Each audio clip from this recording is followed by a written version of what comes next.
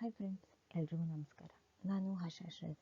ಇವತ್ತು ನಾವು ಒಂದು ಹೊಸ ಚಾನಲನ್ನು ಶುರು ಮಾಡ್ತಾ ಇದ್ದೀವಿ. ಕಾರಣ ದೈನಂದಿನ ಜೀವನದಲ್ಲಿ ಇಂಗ್ಲೀಷ್ ಬಳಕೆ ಸಾಮಾನ್ಯವಾಗ್ಬಿಟ್ಟಿದೆ. ಸೊ ಹೊಸ ಚಾನಲನ್ನ ಸ್ಟಾರ್ಟ್ ಮಾಡ್ತಾ ಇದ್ದೀವಿ. ಯಾಕೆಂದರೆ ಇಂಗ್ಲೀಷ್ ಕಲಿಬೇಕು ಅಂತ ಇರೋರಿಗೆ ಈ ಚಾನಲ್ನಿಂದ ತುಂಬಾ ಉಪಯೋಗ ಇದೆ. ಹಾಗೂ ನಿಮ್ಮ ಸಪೋರ್ಟ್ ಕೂಡ ನಮಗೆ ತುಂಬಾ ಮುಖ್ಯ. ಸೊ ಎಲ್ರಿಗೂ welcome to my channel learn English in Kannada. And please support ಮಾಡಿ, ಸಬ್ಸ್ಕ್ರೈಬ್ ಮಾಡಲು ಪಕ್ಕದಲ್ಲಿ ಇರೋ ಬೆಲ್ ಐಕಾನನ್ನು ಪ್ರೆಸ್ ಮಾಡಿ.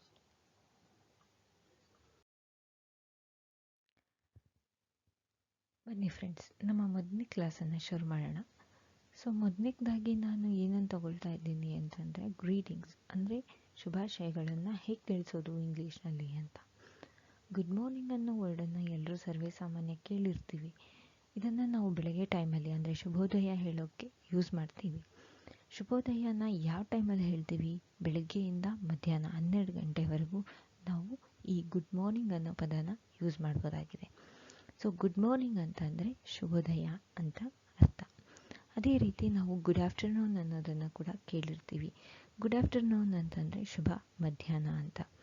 ಸೊ ಈ ಪದನ ನಾವು ಮಧ್ಯಾಹ್ನ 12ರಿಂದ ಸಂಜೆ 5ರವರೆಗೆ ಯೂಸ್ ಮಾಡ್ಬೋದು ಫ್ರೆಂಡ್ಸ್. ಅದೇ ರೀತಿ ಸಂಜೆ ನಾವು ಶುಭ ಸಂಜೆ ಅಂತ ಹೇಳೋದನ್ನು ಗುಡ್ ಈವ್ನಿಂಗ್ ಅಂತ ಯೂಸ್ ಮಾಡ್ತೀವಿ. ಅದೇ ಗುಡ್ ಈವ್ನಿಂಗನ್ನು ಸಂಜೆ 5 ಗಂಟೆ ನಂತರ ನಾವು ಯೂಸ್ ಮಾಡಬೇಕು ಫ್ರೆಂಡ್ಸ್. ಅದೇ ರೀತಿ ರಾತ್ರಿ ಶುಭ ರಾತ್ರಿ ಅಂತ ಹೇಳೋದನ್ನು ನಾವು ಗುಡ್ ನೈಟ್ ಅಂತ ಹೇಳಬೇಕಾಗುತ್ತೆ ಇಂಗ್ಲೀಷ್ನಲ್ಲಿ. ಅದನ್ನು ನಾವು ರಾತ್ರಿ ವೇಳೆ ಅಂದರೆ ರಾತ್ರಿ ಹೋಗುವಾಗ ನಾವು ಗುಡ್ ನೈಟ್ ಅಂತ ಯೂಸ್ ಮಾಡಬೇಕು ಫ್ರೆಂಡ್ಸ್. ಇದೇ ರೀತಿ ಗುಡ್ ಡೇ ಅಂತ ಕೂಡ ಯೂಸ್ ಮಾಡ್ತೀವಿ. ಗುಡ್ ಡೇ ಅಂತಂದರೆ ಶುಭ ದಿನ ಅಂತ. ಯಾರಿಗಾದ್ರೂ ನಾವು ಶುಭವಾಗಲಿ ಅಂತ ಹೇಳಬೇಕು ಅಂದಾಗ ನಾವು ಇದನ್ನು ಹ್ಯಾವ್ ಅ ಗುಡ್ ಡೇ ಅಂತ ಬಳಸ್ಬೋದು ಫ್ರೆಂಡ್ಸ್.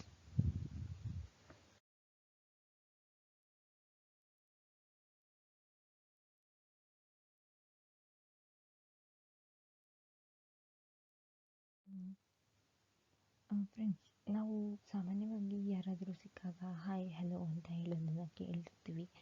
ಸೊ ಹಾಯ್ ಹಲೋ ಅಂದರೆ ನಮಗೆ ನಾವು ಯಾರಿಗಾದ್ರೂ ನಮಸ್ತೆ ಹೇಳಬೇಕು ಅಂದರೆ ಅದನ್ನು ನಾವು ಹಾಯ್ ಹಲೋ ಅಂತ ಕೂಡ ಯೂಸ್ ಮಾಡ್ಬೋದು.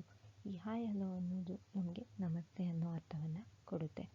ಅದೇ ರೀತಿ ಈಗ ಫಾರ್ ಎಕ್ಸಾಂಪಲ್ ಹೇಳಬೇಕು ಅಂತಂದರೆ hello Radha, hello uncle, hello aunty, hi Radha, hi Sita. So ಈ ಥರ ಒಂದು ಪದಗಳನ್ನು ನಾವು ಯೂಸ್ ಮಾಡ್ತಾ ಹೋಗ್ತೀವಿ.